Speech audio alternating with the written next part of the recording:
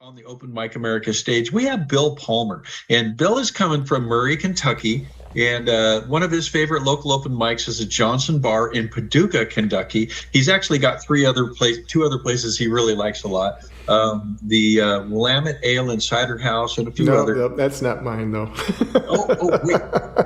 Bill Johnson Bar, Paducah. Okay, yeah, gotcha. Oh, yeah, you're right. That would be Steve, who's next. You're right. Thank you for keeping me on that. It's the silverfish. They throw me off since we had that talk. You're not supposed to have silverfish, but I have them. Yeah, well, we just want to welcome you to the Open Mic America stage. And my question for you is, what do you have in your heart that you would like to share through song this evening? Well, it's a couple of songs that sort of formed the same. You know, all these people here are songwriters, so they've been through this probably more than I have. But these both kind of started the same way. They came out of in the process of just playing during the day or whatever. Little tunes come out. You know, they start forming and they start growing. And both of these sort of did the same thing. It's like they're both finger picking. They're both kind of old timey. And this first one, you know, I'd never played it in anywhere. And then one day I said, well, I think this is a song. And so I sat down and it's literally this song sort of started telling me a story. I always wanted to be a story writer. It never quite worked out that way. And in about an hour and a half, I had a story to go with this song. And it's changed, you know, like unusually, it's only changed like a few words since like that first hour and a half or so. So this is one of those spooky songs that the lyrics come out. And I was fascinated as it was coming out because I didn't know it was coming out. It was like, I remember when I used to write short stories, it's like you didn't know where they were going to go, and this happens and that happens, and that's kind of how this one worked out. So, yeah, and the other one's similar, but not so much of a story, but more of just a question, I guess. So, shall I get to it here? I have to. Absolutely. I don't have a good memory for this kind of thing. So I can't see you, but I'm assuming everything's good to go here. This end up being called I'm Going Away.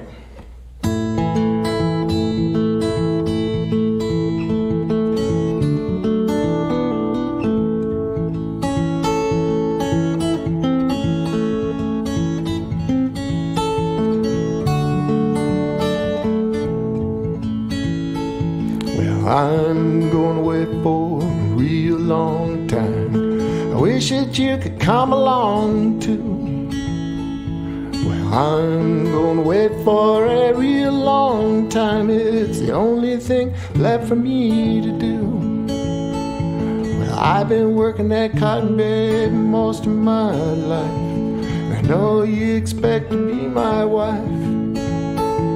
Well, I just saw old Boss Joe, I punched him in the eye, and now I'm on the run. 'Cause old Joe, well, he may die.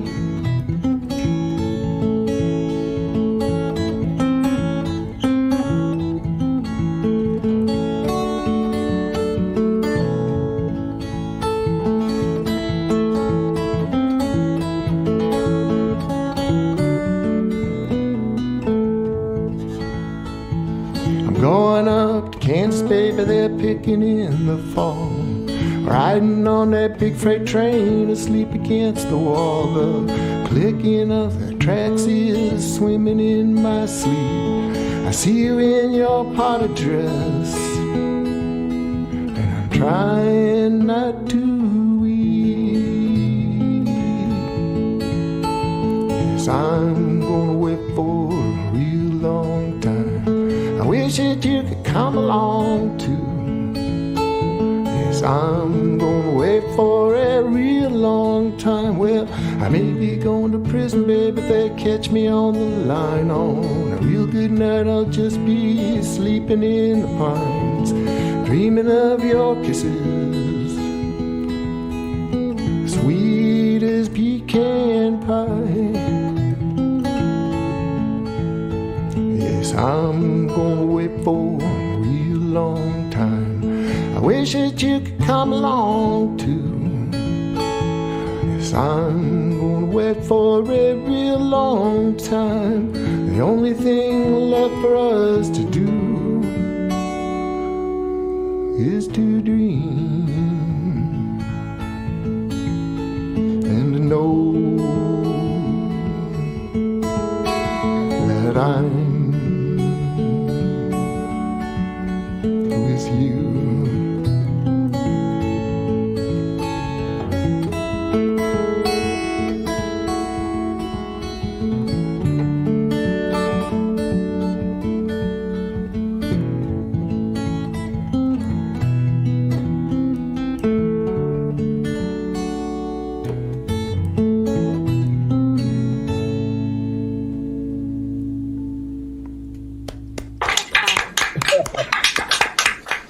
Sweet.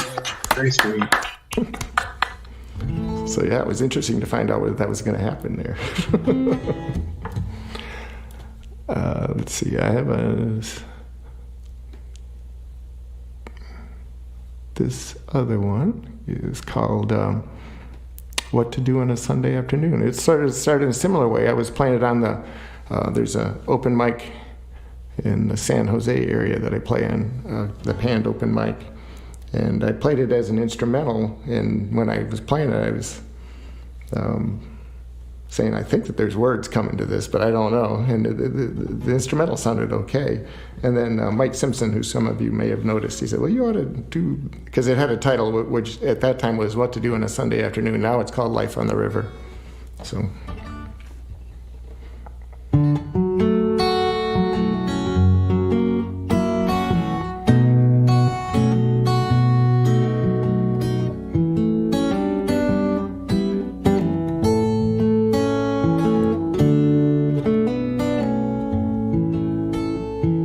What you gonna do on a Sunday afternoon?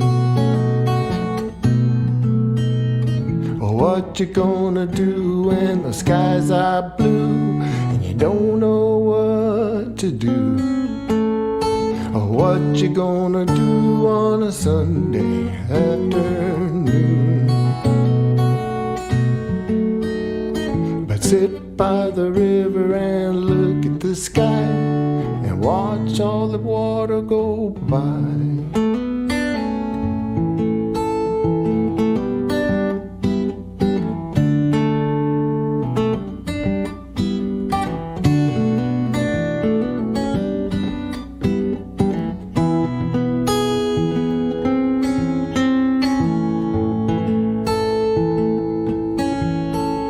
Well, what you gonna do on a Sunday afternoon? What you gonna do when they finally take you away?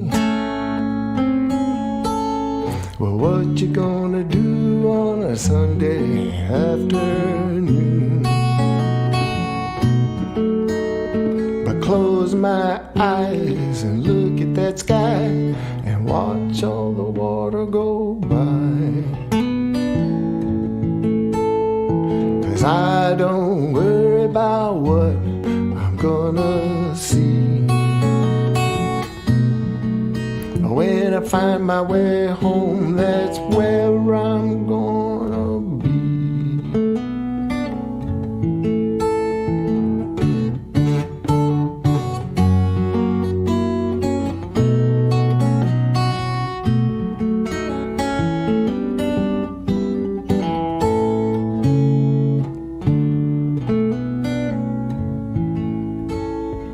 What you gonna do on a Sunday afternoon?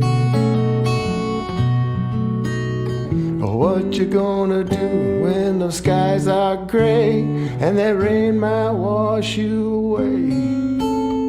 Well, what you gonna do on a Sunday afternoon? I'm gonna sit by the river and look at that sky and watch all the water go by.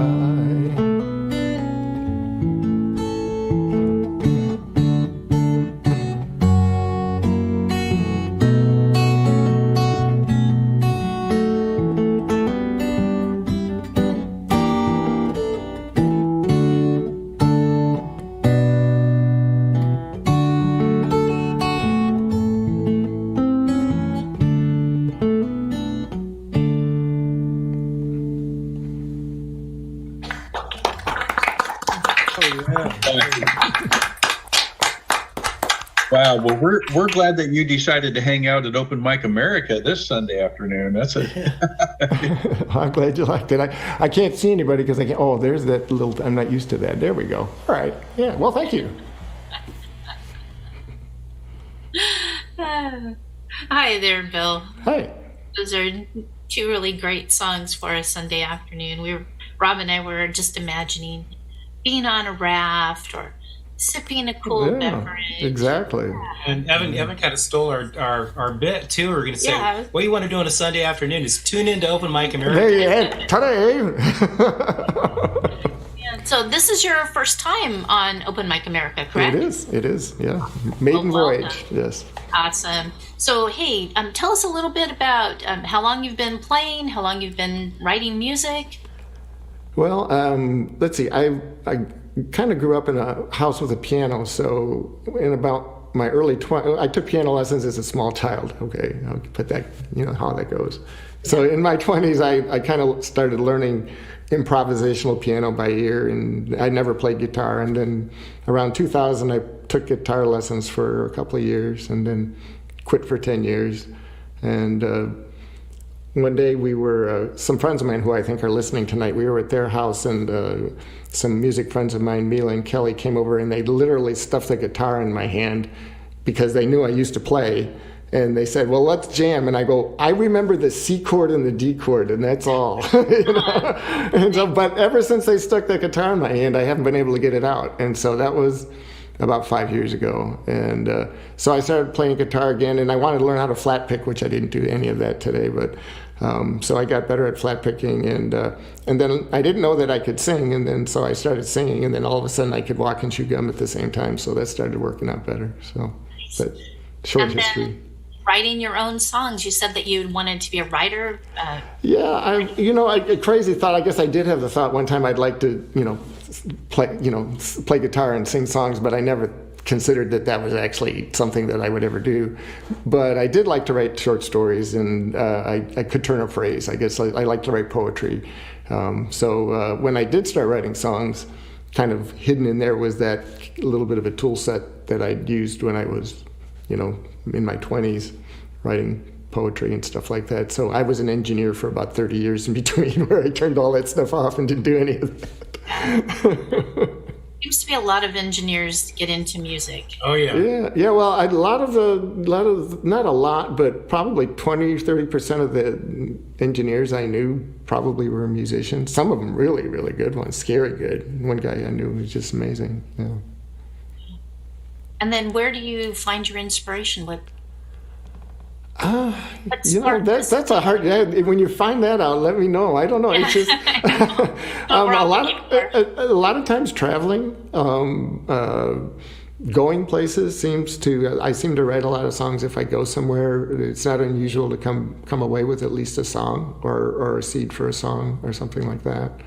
And then I guess I don't remember lyrics very well, but music sounds stick in my head pretty well. So if I start noodling on the guitar, then and it's kind of good because it's a chaotic jumble up there, and so it comes out chaotically, so I'm not stealing stuff. It's just like parts of everybody's stuff comes out. So, instrumentally, I guess it kind of comes out that way. And then the lyrics, when you find out where those come from, I'd like to know. I don't know. Yeah, I'm still waiting for that answer myself. Yeah, you're not getting it from me.